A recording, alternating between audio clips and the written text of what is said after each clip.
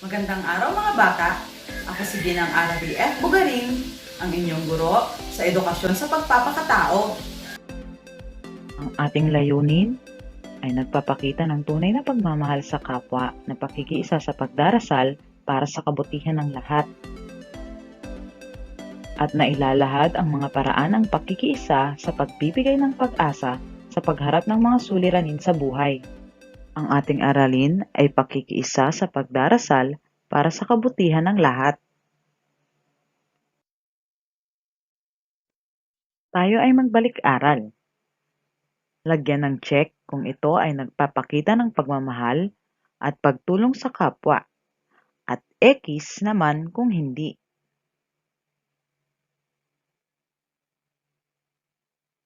Una, tumulong lamang kung may nakakakita. Check o X? Tama, X. Magaling mga bata. Pangalawa, tumulong sa mga nasalanta ng bagyo, kalamidad, at sunog ng bukal sa puso. Check o X? Check. Magaling mga bata.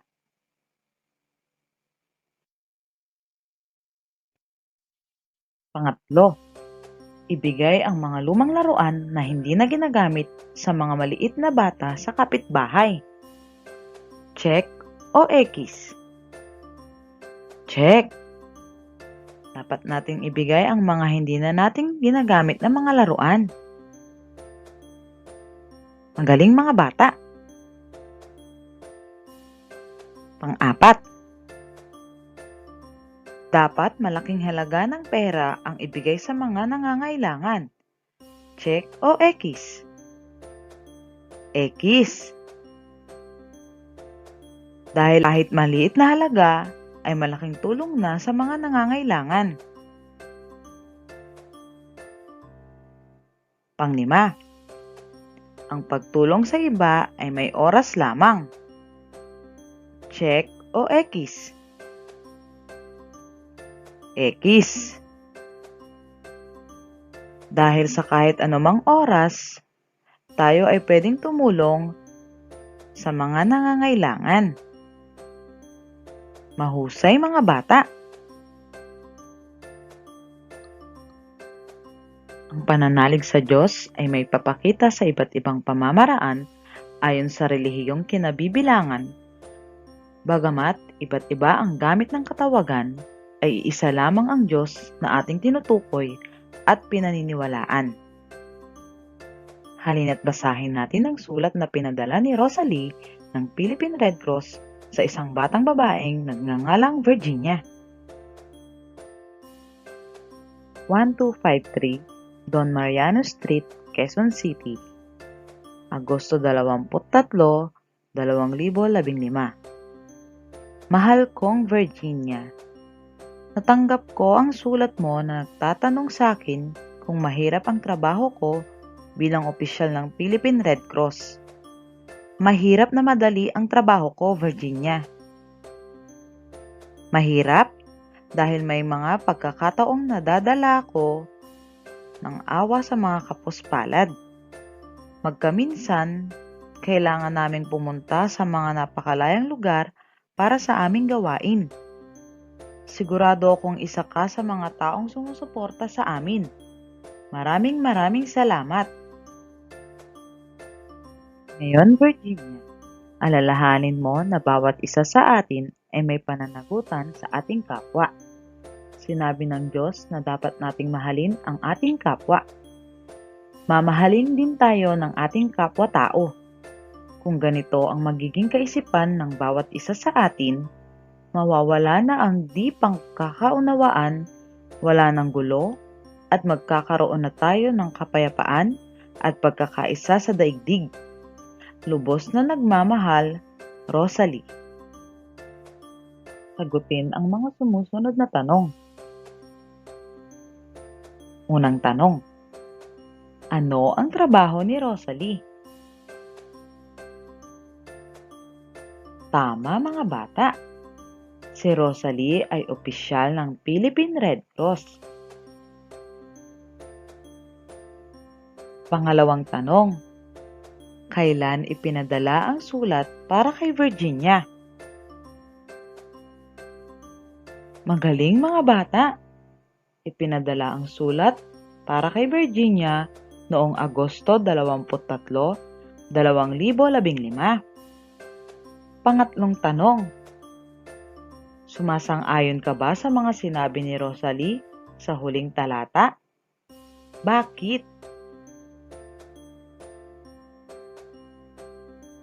Magaling mga bata! Oo, dahil sinabi ng Diyos na dapat nating mahalin ang ating kapwa. Mamahalin din tayo ng ating kapwa-tao. Ang apat na tanong, bakit dapat tayong magkaroon ng pananagutan kahit sa ibang tao? Magaling mga bata! Oo, para tayo ay mahalin ng ating kapwa.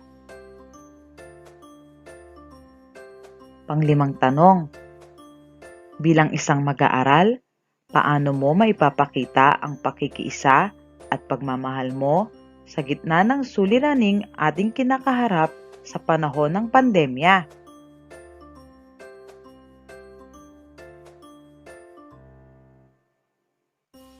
Magaling mga bata! Tama lahat ang inyong mga sagot.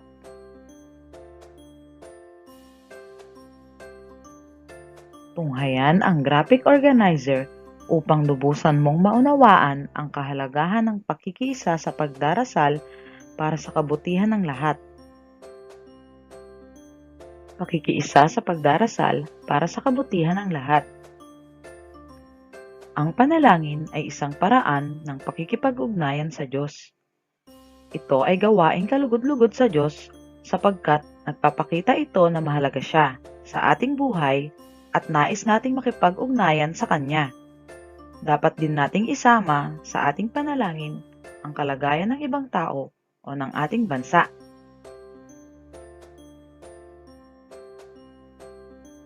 Kung minsan naman, may mga bagay na gusto mong mangyari pero hindi agad natutupad. Dahil ikaw ay nananalig, nagtitiwala at nagdarasal sa Diyos. Unti-unti mo itong makakamit at matutupad. Lalo na kung ito ay para sa ikabubuti ng lahat. Ang pag-ibig o pagmamahal ng Diyos sa atin ay walang kaparis. Hindi nagbabago at walang katapusan. Kung ang Diyos ang lumikha sa atin, ang kanyang katangiang ito ay tiyak na taglay din natin. Ito ang dahilan kung bakit minamahal natin ang ating kapwa. Kung bakit tayo ay may pusong likas na matulungin at mapagmahal.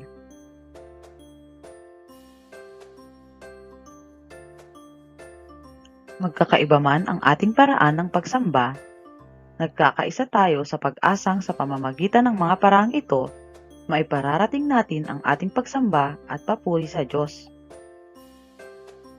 Nararapat lamang na igalang natin ang paniniwala ng iba tungkol sa Diyos. Hindi sila dapat pagtawanan o kutyain sapagkat sila ay tulad din nating may mga damdaming nasasaktan. Kung ano ang nais mong gawin sa iyo ng iyong kapwa, iyon din ang gawin mo sa kanya. Naalala mo pa ba ang kasabihang ito? Hindi ba tangkop ito sa ating aralin? Tama! Kung nais mong igalang ng iyong kapwa ang iyong paniniwala, nararapat lamang na igalang mo rin ang kanyang paniniwala. Ang patlang sa ating kapwa ay tanda ng pagmamahal sa patlang. Ang bawat tulong at patlang na ating ibinibigay ng walang hinihinging patlang ay tanda ng ating patlang sa Diyos, sa kapwa at sa pamayanang ating ginagalawan. Mahusay mga bata! Ngayon ay basahin naman natin ang talata na kumpleto ang sagot. Ang panalangin sa ating kapwa ay tanda ng pagmamahal sa poong lumikha. Ang bawat tulong at pagmamahal na ating ibinigay na walang hinihinging kapalit ay tanda ng ating pagsasaalang-alang sa Diyos, sa kapwa at sa pamayanan ating ginagalawan.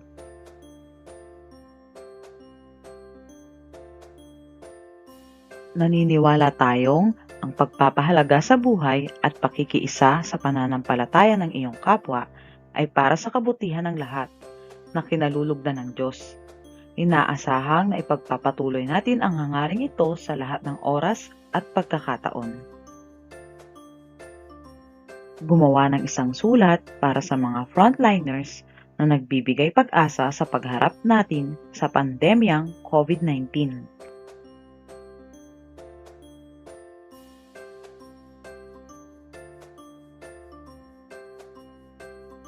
Narito ang rubrik sa pagsulat ng sulat. Sa pamantayan, malalim at makabuluhan ang mensahe ng sulat, may kaugnayan ng sulat sa konseptong ibinigay ng guro, nabigyang buhay ang sulat sa malikhaing paraan, mabisang na ipahayag ang mensahe ng sulat.